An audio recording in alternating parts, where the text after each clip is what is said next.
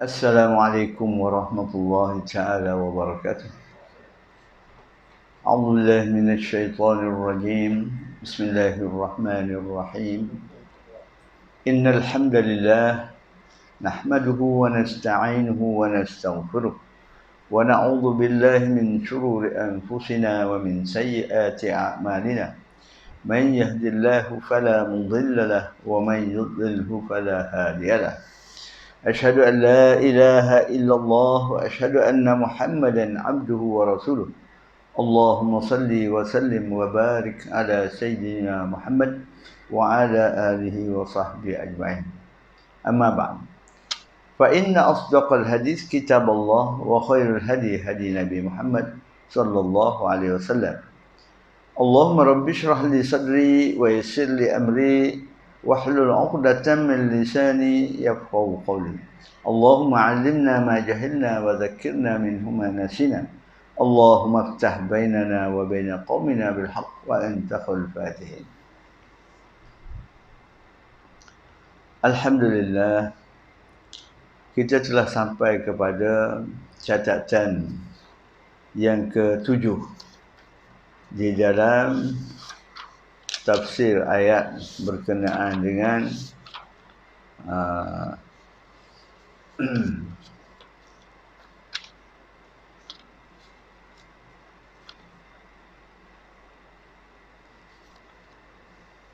pemindahan kiblat, berkenaan dengan pemindahan kiblat. Jadi poin yang ada di dalam itu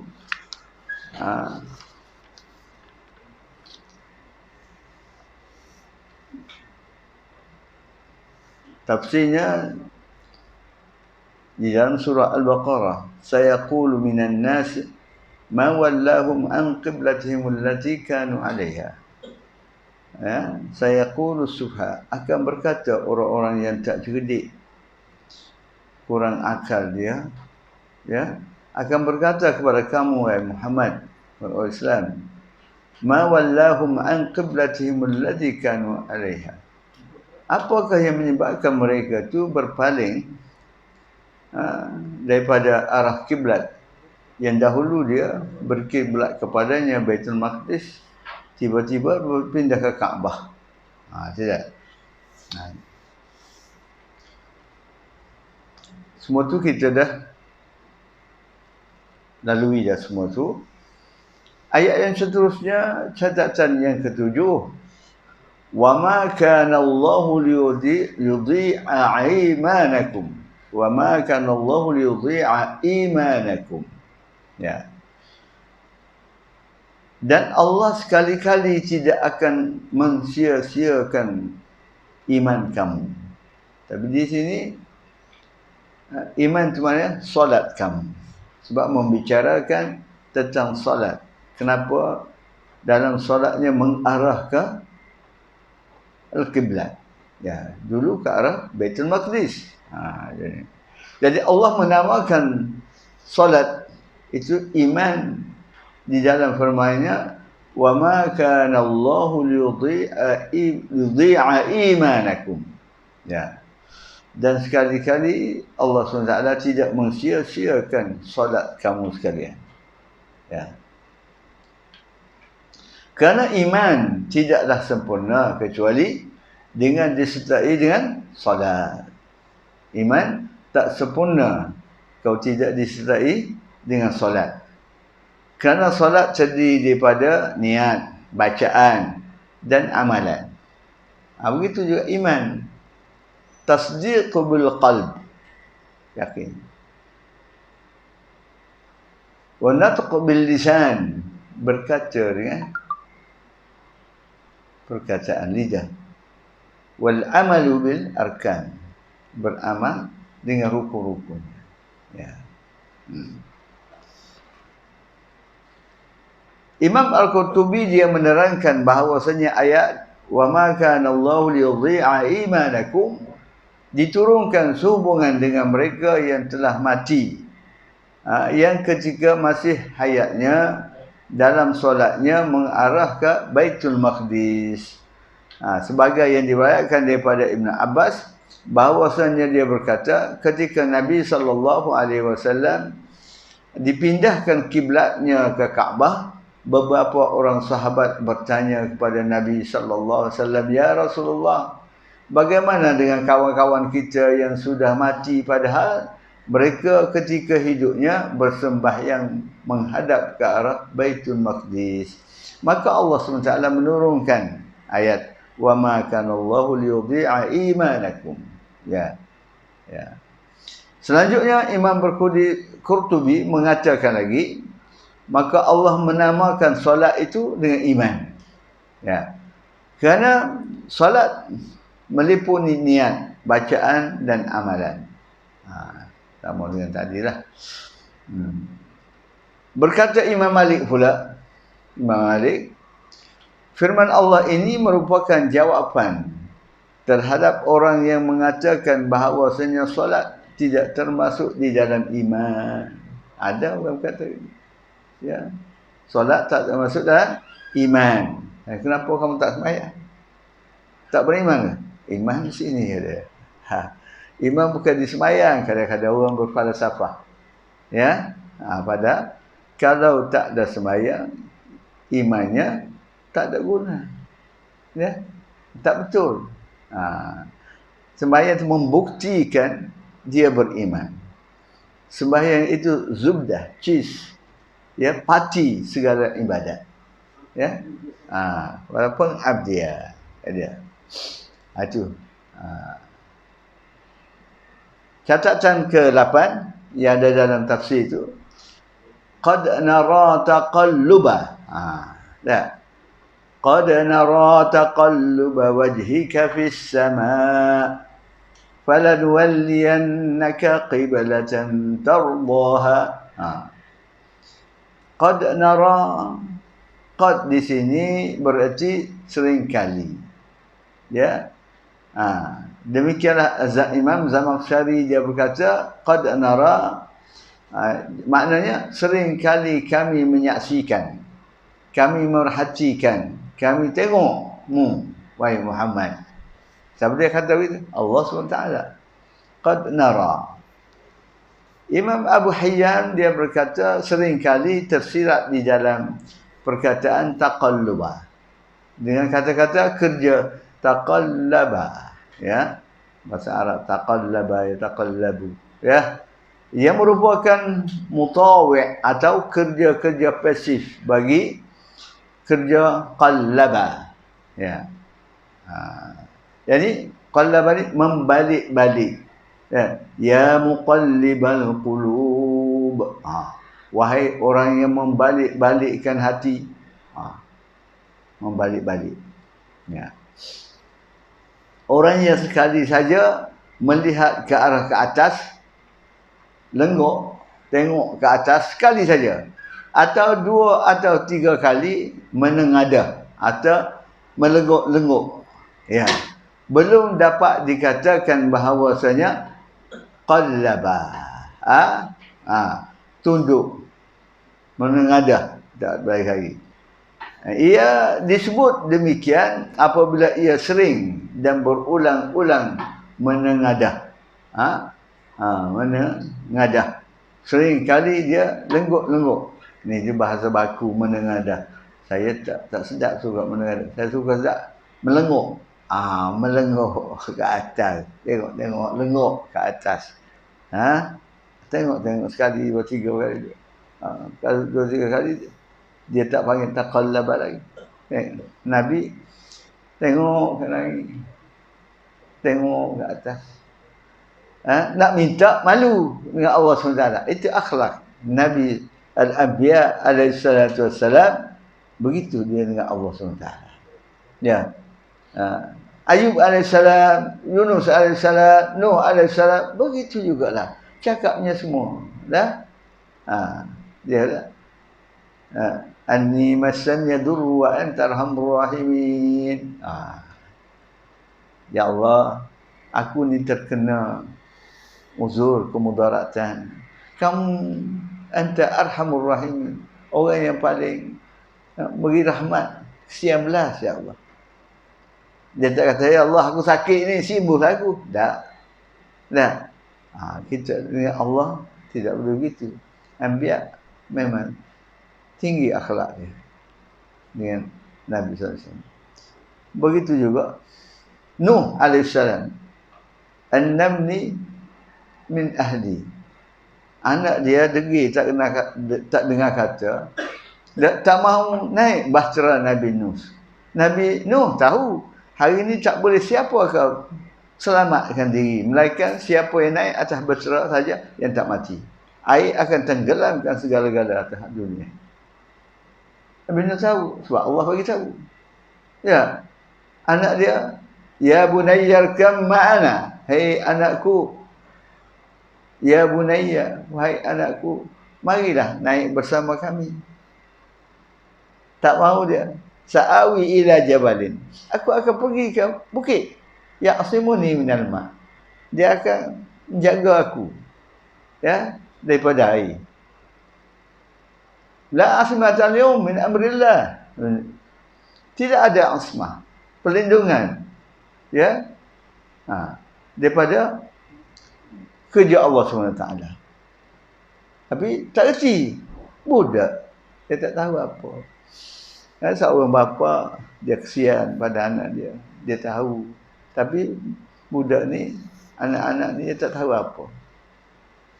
Apa yang ayah dia fikir, tak tahu. Dia nampak di mata saja.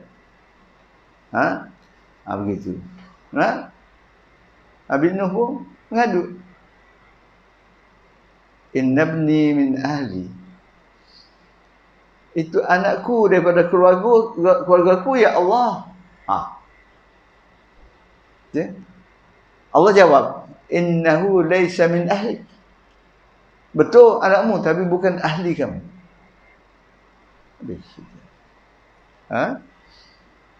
Kalau kita tak, Tuhan, jagalah anak aku tu, awak dia, bagilah hidayah kat dia. Tak ada. Tak begitu. Semua anbiya begitu semua. Cakap pada Allah, dia malu nak meminta. Khasnya Nabi Muhammad sallallahu alaihi wasallam. Ya, orang kafir Quraisy, Yahudi, duk mengatakan kepada dia, Muhammad ni kalau dia mendakwa agamanya lebih baik daripada agama kita, tetapi dia sembahyang ikut kita juga Baitul Maqdis. Kalau tak ada kita, maka tak tahu ke arah mana dia nak sembahyang. Sakit tak? Ya. Ejek-ejekkan ni dulu, kini, sekarang, selama-lamanya kufar, kafir, musyrikin dan Yahudi, pengikut-pengikutnya sentiasa menggunakan uslub, cara begini untuk menyakiti hati orang-orang Islam. Begitulah. Jadi perkataan qad nara taqalluba, ya, kami sentiasa melihat kamu, ya, melengguk-lengguk ke langit, ke atas. Jadi perkataan qad nara yang menggunakan kata kerja masa mudhari', ya, nara, ya, continuous tense, nara, sekarang dan akan datang, ya, mudhari' dalam bahasa Arab. Mempunyai erti qad ra'ayna. Qad nara ni, kami, sesungguhnya kami lihat kamu. Gitu dia. Kata kerja dalam bentuk masa lampau. Sebab partikel qad di sini selalu mengubah makna kata kerja daripada masa kini, sekarang, ke masa yang lampau. Sebagaimana dikatakan oleh para ahli bahasa Arab, seerti dengan yang tersebut itu terdapat antara lain dalam firman Allah SWT, qad ya'lamullahu al-mu'awwiqin. Sesungguhnya Allah telah mengetahui orang-orang yang menghalang-halangi. Ya, sesungguhnya Allah telah, qad ya'lamu. Kalau bahasa saja ya'lamu, mengetahui. Ini qad memberi makna past tense, telah lepas. Ya. Walaqad na'lamu annaka yadhiqu sadruka dan kami sungguh-sungguh mengetahui bahawa di dadamu menjadi sempit. Qad na'lamu tadi, ya'lamu dah. Na'lamu ni kami. Okey. Catatan ke-9. Baik. Para pentahqiq dan juga mufassirin dia mengatakan bahawa ayat qad nara taqalluba wajhika fis samai falanwalliyannaka qiblatan tardaha. Ayat ini tersimpul suatu gambaran kesopanan Rasulullah sallallahu alaihi wasallam yang tinggi ketika beliau menanti kedatangan wahyu dan tidak menuntut kepada Tuhan. Tadi kita cakap dah tadi. Nabi tengok-tengok ke atas, lengguk-lengguk saja. Nak minta tidak, dia malu. Maka Allah SWT telah memuliakan nabinya kerana kesopanannya itu dengan memberikannya kiblat yang disukainya. Kiblat yang disukainya. Mana? Kaabah lah, Masjidil Haram lah. Allah pun firman falanwalliyannaka qiblatan tardaha. Maka sesungguhnya kami akan memalingkanmu ke kiblat yang kamu sukai. Ya. Jadi di sini terdapat sebab mengenai kesukaan Nabi, keseronokan dia untuk berkiblat. Keinginan Nabi nak berkiblat ke Masjidil Haram. Dan tidak ingin berkiblat kepada Baitul Maqdis. Ada beberapa sebab. Pertamanya, sebagai penyataan ketidaksamaan dengan orang-orang Yahudi. Tak sama. Agama dia dengan kita tak sama. Dikarenakan apa yang mereka pernah katakan bahawa, Yahudi kata apa? Muhammad tidak setuju dengan agama kami, tetapi ia mengikut kiblat kami. Sekiranya tiada kami, tidak akan mengetahuilah ke arah manakah mereka berkiblat. Berat tu. Ada. Ya. Awak kata ada cara sendiri, ada gitu, betul ya. Tapi ikut cara kita juga. Ada? Itu dia. Itu satu sebabnya. Sebab yang kedua, bahawa Kaabah adalah kiblat moyang dia. Tok nenek dia. Siapa dia? Ibrahim alaihissalam. Ibrahim Khalilullah, Ismail Khalilullah. Ya, atuk dia. Itu sebab nak salah. Siapa bina Kaabah? Ibrahim dengan Ismail. Masa tu Yahudi tak ada lagi. Yahudi keluar ke mana? No. Bukan daripada Hajar, daripada Sarah. Sarah beranak lepas tu. Keluarnya Ishak. Nabi Ishak keluarnya Yakub. Daripada Yakub tu keluarnya Yahuda. Yahudi. Ya, adik-beradik Yusuf alaihissalam. Di situ bermulanya Yahudi. Mana? Lewat sikit. Ya. Yang ketiga, bahawa Nabi SAW memang berkeinginan sekali memindahkan Kaabah, memindahkan kiblat kepada Kaabah untuk menarik bangsa Arab masuk ke dalam Islam. Nak tarik mana? Bangsa Arab tu, Quraisy tu. Memang Quraisy ada potensinya, kekuatannya, kehebatannya, azimahnya kuat. Tengok, dua kerajaan yang besar pada masa itu, Rom memerintah Palestin, Suria, Jordan dan Turki tu. Farsi pula, ya. Dua kerajaan besar juga memerintah Iraq dan pinggir negeri-negeri Arab, ya, sekitar tu. Ada Farsi, Iran, Iraq, semua tu bahagian tu di bawah Farsi pula. Ya. Tapi mereka runtuh masuk Islam. Siapa? Di bawah sahabat Rasulullah sallallahu alaihi wasallam. Di bawah Arab pada masa itu. Abu Bakar, Omar, Khalid Al-Walid dan sahabat-sahabat lain. memang bukan sembarangan manusia. Ya, azimah kuat. Jadi Rasulullah tamak sekali kalau Arab tu masuk Islam. Kalau duduk berkiblat baru majlis, mana Abu Jahal, Abu Sufyan, apa semua nak ikut. Betul tak? Itu dia. Kehebatan mana? Tentera Rom di Palestin 70,000, di Halab, di Aleppo, Antakya dekat Turki, sekarang ada bawah Turki, Antakya, 200,000 tentera.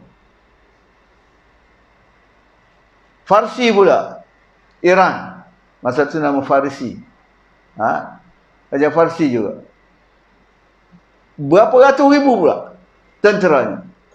Cuma tentera Islam pada masa itu 30,000 saja. 30,000 saja dapat menundukkan 70,000 Baitul Maqdis, 200,000 di Antakya. Fikir, tak pernah sabar. Nah, berperang dengan Syam, Suria, ya, di negeri Syam, dengan Rom, berperang pula di Farsi. Khalid Al-Walid berpindah kanan daripada Farsi kepada Syam, daripada Syam ke Farsi. Berperang tu, berpindah daripada sana dengan kuda saja. Dan sahabat-sahabat tu, Masya Allah, tak pernah sabar di akal. Ya, tentera Islam, orang Arab, apa saja ada pedang, berapa pedang potok-potok, ya, kopek-kopek potok. Masya Allah, berubah dunia. Hari ini hari awal dijadikan oleh Sayyidina Umar radhiyallahu ta'ala anhu tarikh, jadi 1 Hijrah dalam bulan Muharram. 1 Hijrah. Namun Rasulullah tak suruh tarikh lahir Rasulullah dijadikan tarikh Islam. Tak. Sebab bukan nak ikut puja Rasulullah. Namun kita kasih, saya ikut cara Rasulullah. Puja tidak, puja hanya Allah. Sembah hanya Allah. Jadi nak tak begitu. Rasulullah tidak letak hari lahir dia. Hari Hijrah. Hari Hijrah. Itu kita kata 1 Hijrah. Ini dah. Pada 1 Muharram, bulan Muharram. Kenapa tak guna Januari, Februari? Kerana kebanyakan ibadat-ibadat dia bergantung dengan bulan. Bulan Ramadan, bulan haji, bulan itu. Tapi kalau musim-musim peredaran dunia mengikut ketetapan Januari, Februari, Mac, begitu. Tapi mengikut ibadat mengikut bulan. Ya. Okey. Perkara keempat, kenapa Rasulullah nak pindah kepada Baitul Maqdis, kepada Kaabah sebagai kiblat? Rasulullah SAW tumbuh, dilahirkan, hidup, membesar di negeri aman, iaitu Makkah. Wat-tin waz-zaitun wa turi sinin wa hadzal baladil amin wa hadzal baladil amin. Ini adalah negeri yang aman. Ya. Mana? Mekah lah. Di sana tempatnya terdapat Masjidil Haram yang menjadi kiblatnya. Jadi kiblat Masjidil Haram jadi kiblat bagi segala masjid atas muka bumi. Maka beliau ingin supaya kehormatan menjadi kiblat itu kepada masjid yang berada di negerinya dan tempat tumpah darahnya. Jadi pusat dunia tu di situ. Orang duk cari mana tempat pusat dunia. Allah dah tunjuk, tapi manusia ni buat tak tahu, tak reti juga. Ya Allah tunjuk, dia tu buat tak tahu juga. Ada. Pada dah cerita tu Kaabah. Atas pada Kaabah tu Baitul Ma'mur. Malaikat-malaikat pun duk tawaf kat atas tu. Itu pusat paksi dunia. Begitu. Okey. Catatan ke-10. Ya. Dalam penggunaan kata Masjidil Haram sebagai pengganti kepada Kaabah. Dia tak kata Kaabah, dia kata Masjidil Haram. Tersimpul suatu isyarat yang manis bahawa yang wajib ialah diperhatikan arah, bukan bangunannya. Arah Masjidil Haram.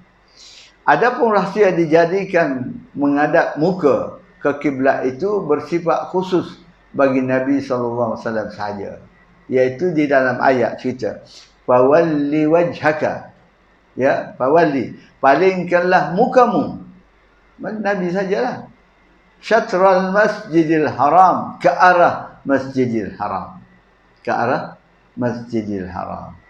Itu perkataan itu cantik, ke arah. Ya, dia kalau duduk di Madinah, macam mana nak tepat Kaabah? Jadi ke arahnya.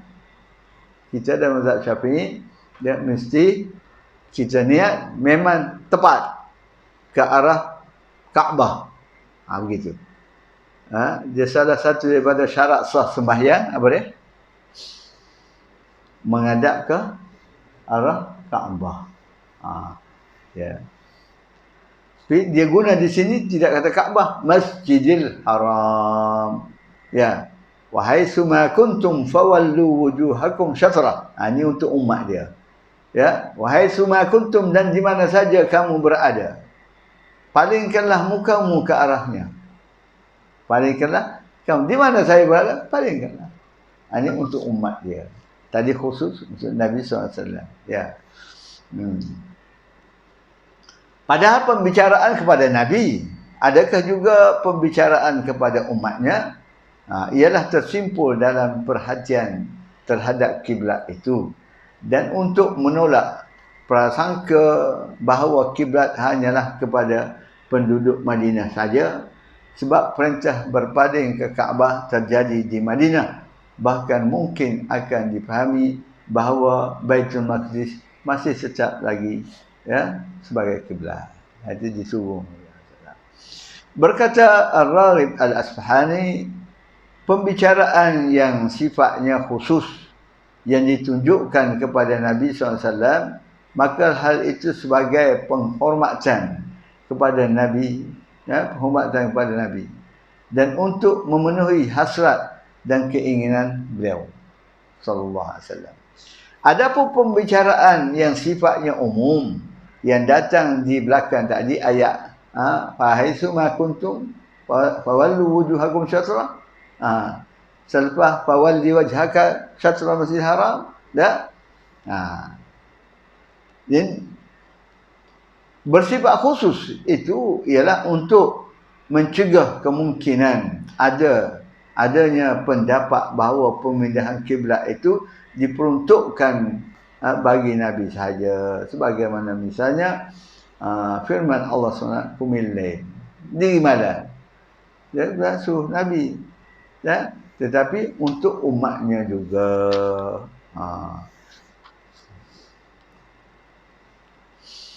Jadi dalam keadaan begitu, kerana sangat pentingnya pemindahan kiblat itu, maka Allah memerintahkan dengan bentuk persona kedua tunggal juga. Ya. Maknanya orang yang dikata itu bentuk tunggal juga. Kumilai. Tengok, kita pergi pada pokok hukum. Ini baru masuk tajuk kita, hukum. Tadi ibarat tadi kita tebah-tebah hutan apa semua, nak tanam pokok lah, ya, hukum dia. Apakah yang dimaksud dengan Masjidil Haram di dalam Quran? Fawalli wajhaka syatral Masjidil Haram. Apa maksud Masjidil Haram? Kata Masjidil Haram tersebut dalam beberapa ayat berpancar-pancar dari Al-Quran An-Nur Karim, juga dalam hadis Nabi SAW. Kata-kata tersebut beberapa pengertian. Masjid Haram itu ada beberapa maksudnya. Maksud pertama, dimaksudkan Masjidil Haram itu Kaabah tu. Ya. Seperti dalam firman yang kita baca tadi. Fawalli wajhaka syatral masjidil haram, yakni ke arah Kaabah. Itu dia. Ke arah Kaabah. Siapa yang duduk dalam Masjid Haram, maka ke arahnya mesti tepat dengan Kaabah. Kalau selisih menyewing, batal sembahyang. Gitu. Ya. Ya. Jadi perkataan Masjidil Haram di sini Kaabah satu. Sebab dalam Al-Quran tak ada sebut Kaabah dah. Dia kata Masjidil Haram. Itu. Yang kedua, makna Masjid Haram yang kedua, dimaksudkan dengan Masjid Haram itu sendiri seluruh bangunan masjid itu, seperti yang tersebut di dalam sabda Nabi SAW.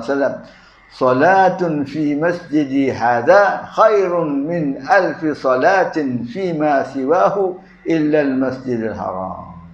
Masjid Haram. Bersembahyang di masjidku ini di mana? Di Madinah.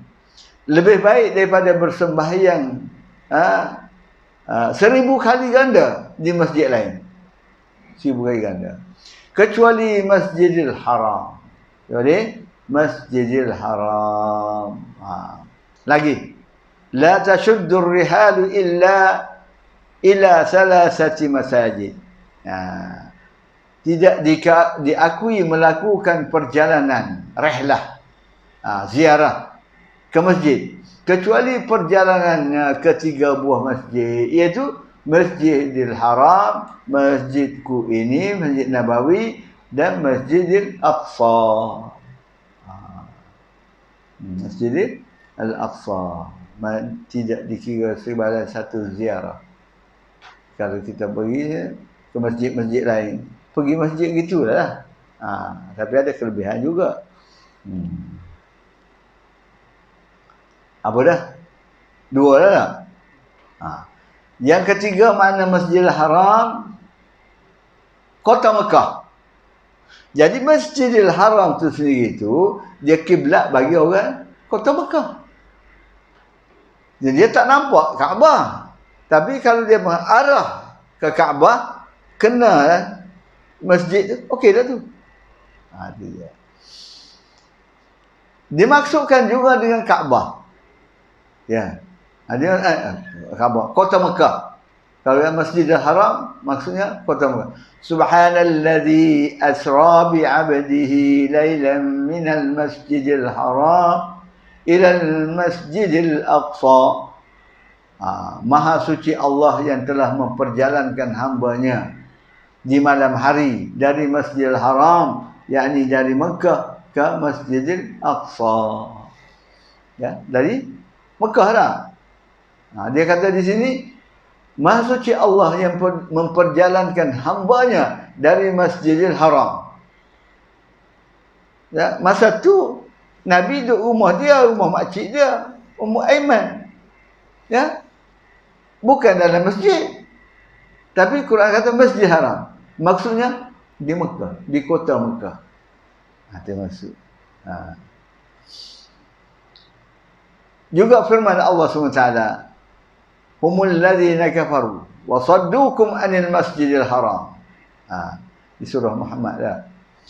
Mereka lah orang-orang kafir yang menghalangi kamu dari masuk ke Masjidil Haram. Dari masuk ke Masjid Haram. Ya. Yani itu Masjid Haram tu sendiri. Masuk kota Mekah lah. Ya, Masjid Haram di sini maknanya kota Mekah. Keempat, makna keempat Masjid Haram dimaksudkan dengan tanah daerah suci, kawasan suci Mekah. Seluruhnya termasuk kota Mekah dan tempat-tempat suci yang ada di sekitarnya. Kita tak kira kalau kita nak umrah, kita keluar daripada kota Mekah. Itu maksudnya, ya. Nak keluar dia, tanah suci. Firman Allah SWT, innamal musyrikuna najas fala yaqrabul masjidal harami ba'da amin hadha. Sesungguhnya orang-orang yang musyrik itu najis. Najis apa ni? Najis maknawi ya. Syirik. Syirik tu najis. Najis maknawi ya, bukan toko dah. Dikira najis. Maka janganlah mereka itu mendekati Masjidil Haram sesudah tahun ini. Tahun mana? Setelah pembukaan kota Mekah oleh Rasulullah SAW dan sahabatnya. Selepas tu tak dibenarkan orang kafir masuk. Hingga sekarang. Siapa nak masuk kota Mekah, tengok dulu. Nama apa dia? Pasport dia. Kafir tak boleh masuk. Sekarang dia ada hudud dia lah. Miqat dia. Maksud ayat mereka dilarang memasuki daerah tanah suci. Dalam ayat fawalli wajhaka syatrul masjidil haram dimaksudkan dengan Masjidil Haram makna yang pertama iaitu Kaabah. Ada Kaabah. Kemudian apa dia? Yang kedua, Masjidil Haram itu sendiri. Ya. Kemudian kota Makkah. Kemudian tanah suci. Jadi orang seluruh dunia ya nak arah ke mana? Arah ke Kaabah.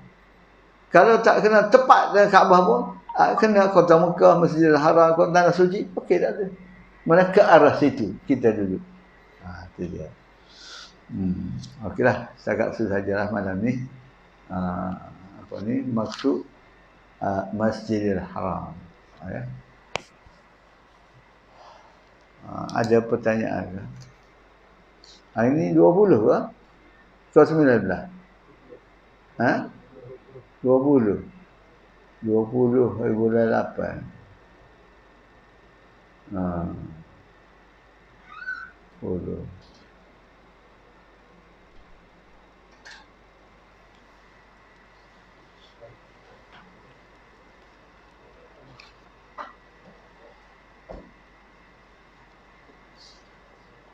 Ada pertanyaan? Ada.